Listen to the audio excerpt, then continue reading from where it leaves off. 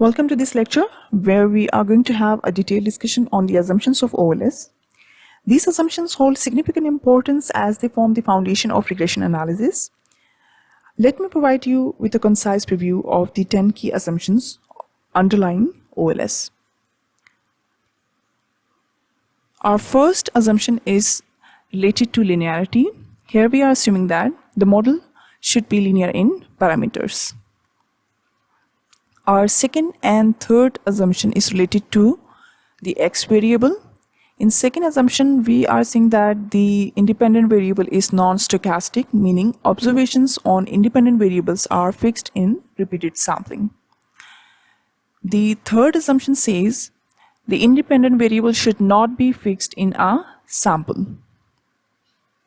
Fourth assumption is related to the error term, where we assume that the conditional mean of error term is 0. The fifth assumption is related to residuals again, and here we are assuming that residuals are uncorrelated with the independent variables.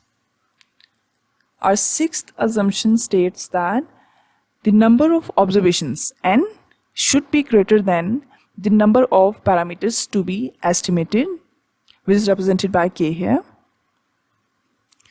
The seventh assumption is called homoscedasticity, where we are assuming that the variance of the error term is constant. The eighth assumption is related to residuals, where we are saying that the residuals are independent of each other. The ninth assumption states that there should not be perfect multicollinearity. It means there should not be perfect linear relation between two or more than two independent variables. And the 10th assumption says that the regression model must be correctly specified.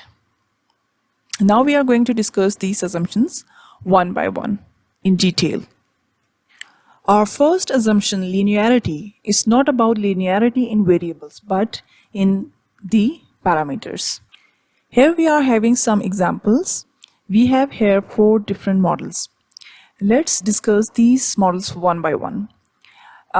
Here you can see that in equation A, our parameters beta naught and beta 1 both are linear, and the variable x is also linear. So we can estimate the parameters of equation A using OLS. Now come to second equation. In second equation, the parameters beta naught and beta 1 are again linear here, as they are carrying power 1. The variable, independent variable, is non-linear as it is carrying a square. So it means the parameters are still linear. So we can again estimate the parameters in equation B using OLS. Now in third equation, you can see that we have square over beta 1. It means our parameter beta 1 is non-linear. It means we cannot estimate the parameters of equation C using OLS. Let's discuss equation D, and here you can see that again the parameters beta naught and beta 1 are linear. Although the independent variable is non-linear here, still we can estimate the values of beta naught and beta 1 in equation D using OLS.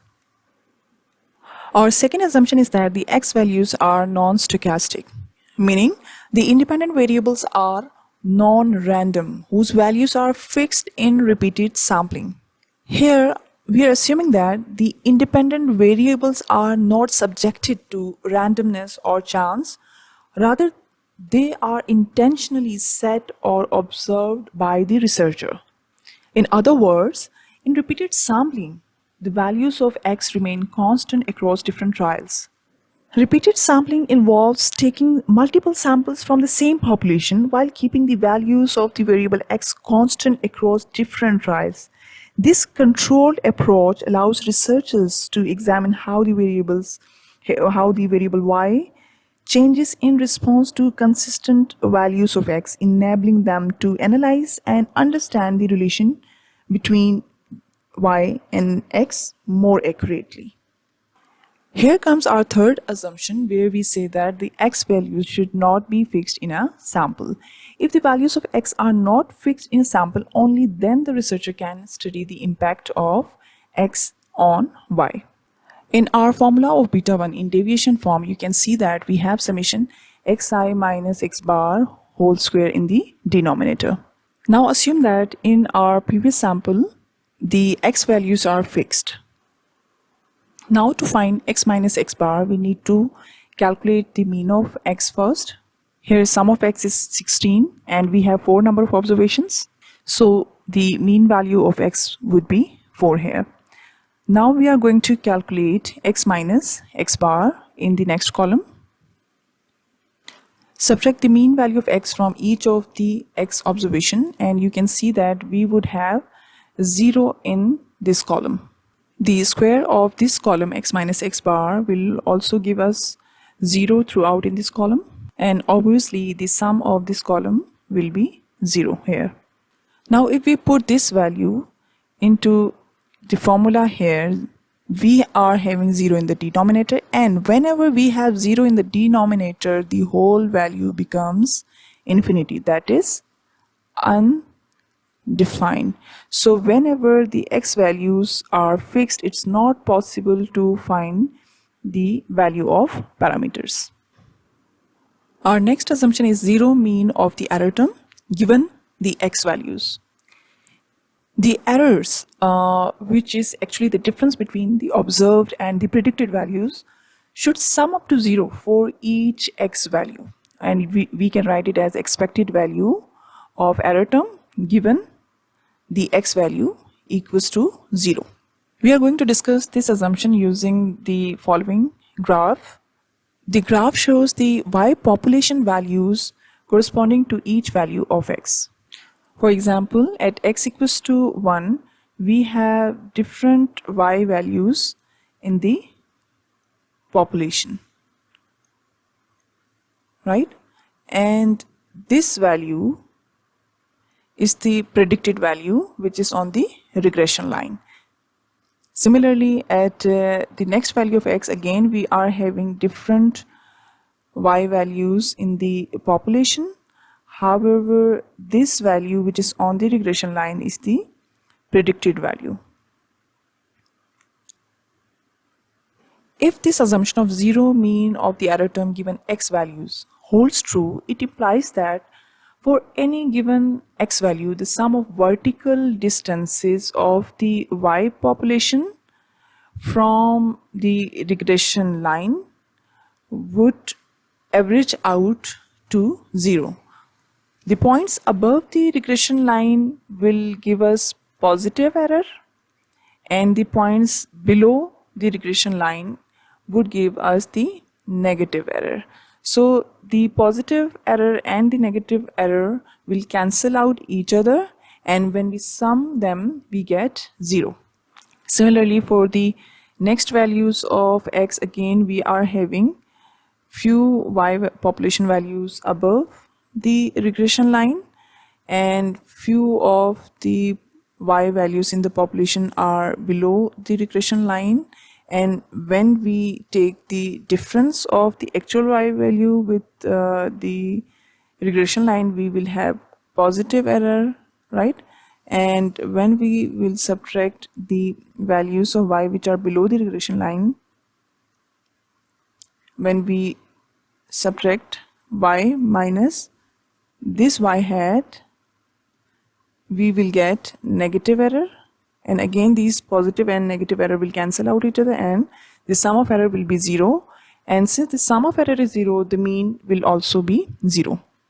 The violation of this assumption indicates the omission of relevant variables or the functional form issues or other problems that may affect the reliability of the regression results.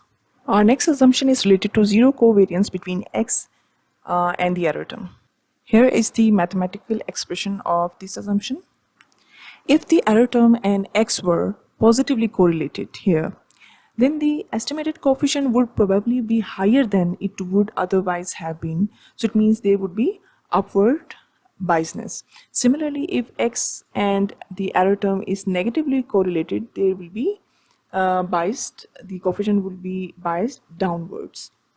Here it is very important to note that the variable x will be exogenous only if the covariance between the x and the error term is equals to 0, means there is no relation between the independent variable and the error term, which shows that the x variable is non-random and determined outside the model. However, if this assumption is violated, then our independent variable will be endogenous. It means it will be partially random and determined within the model, because the random shocks in the error term will now affect y and x at the same time.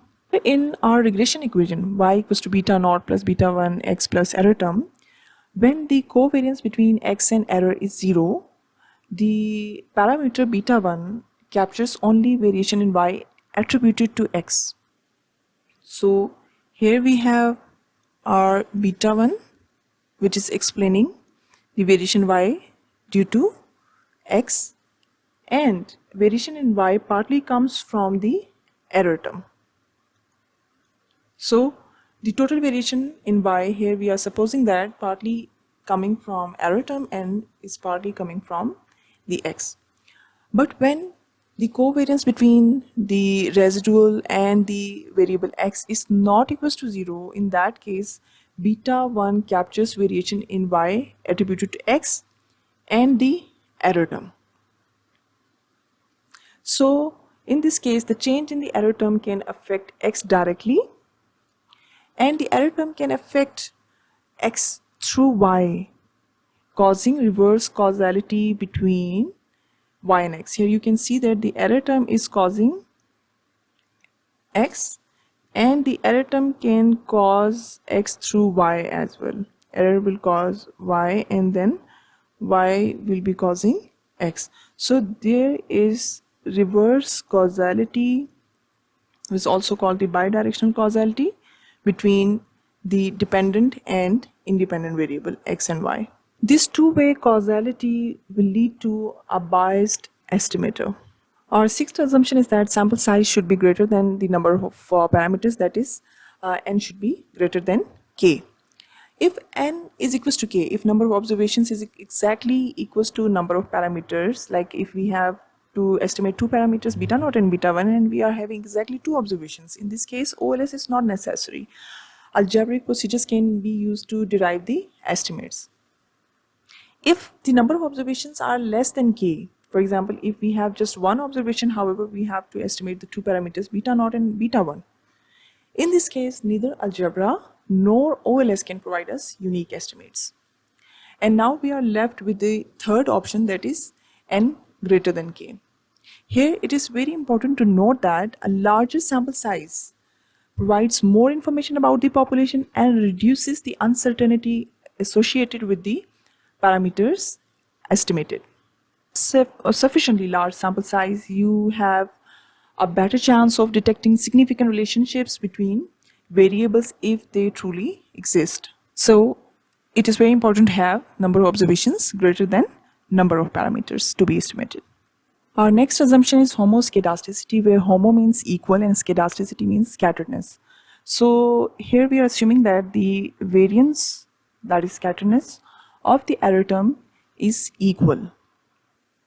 Homoscedasticity, also known as homogeneity of variance, is a statistical concept that refers to the assumption that the variability of the error term is constant across all levels of independent variables in a regression analysis. So here homoscedasticity indicates that the spread of y population values around the regression line is constant, consistent, equal for all values of independent variables. Here you can see that we have assumed the value of x is, let's suppose 10 here, and this is the estimated value, and here we can see that the y population values are deviating from the regression line, and the spread is equal for each value of x. Here you can see that the variance of y population values around the regression line is same for each x value. So when we have homoscedasticity, the model's predictions are reliable across the entire range of independent variables. However, this assumption is more likely to be violated in cross-sectional data. Here is the case where we have heteroscedasticity. Hetero means unequal, and you can see that here at the first value of x, the spread of y population values around the regression line is from this to this. And when we have the next value of x, the spread of y population values around the regression value has increased. And when we move to next value of x, you can see that now the scatteredness of the y population values around the regression line has widened, which shows that their variance is not constant. The variance of y population values from the regression line is increasing with the increase in x values. Here you can see that the variance is same for each value of x. However, in this case, the variance is different for different values of x. Our next assumption is no autocorrelation. Auto means self and correlation means relationship. So we are here assuming that the relationship between successive error terms should be zero. Observations of the error term should be uncorrelated with each other. If covariance of the observations of error term is not equals to zero, we have the problem of autocorrelation, and in this case the error term is no longer truly random. This assumption is most likely to be violated in time series models. An increase in the error term in one period is likely to be followed by an increase in the next period also. Okay, our next assumption is no perfect multicollinearity. It means that there should not be an exact relationship between independent variables. Here, in case of simple regression line, we have just one independent variable, so we can't have this problem. However, if we have two or more than two independent variables like we have in the multiple regression, so this is the case of multiple regression, or in simple words, we can have the violation of this assumption only in multiple regression. If we have perfect linear relation between two or more than two independent variables, it implies that they are really the same variable, or one of the variable is multiple of the other variable. For example, if you are taking individuals' weight data in pounds as well as in kilograms, then the variability in one perfectly matches with the variability in the other. And in the presence of multicollinearity, the OLS estimators, OLS parameters become undefined. Our last assumption is no model misspecification. The model should not be overfitted or underfitted. Our model is called overfitted if it includes some irrelevant variables, and it is called underfitted if our model is excluding some important, some relevant variable from the model. Secondly, the functional form of the model should be correct. For example, the actual relation between y and x is linear, but you are using a quadratic function. Or for example, if the actual relation between y and x is quadratic, but you are taking a linear function, so in this case you are using an incorrect model. Thirdly, there should not be measurement errors. Measurement error refers to a circumstance in which the true empirical value of a variable cannot be observed or measured precisely. For example, in our regression line, our dependent variable is consumption and our independent variable is permanent income. But when we try to collect the data on permanent income, we get data on current income rather than permanent income. So in this case, we have to take data on current income as a proxy for permanent income. So this would lead to measurement error. So these were the 10 assumptions of OLS.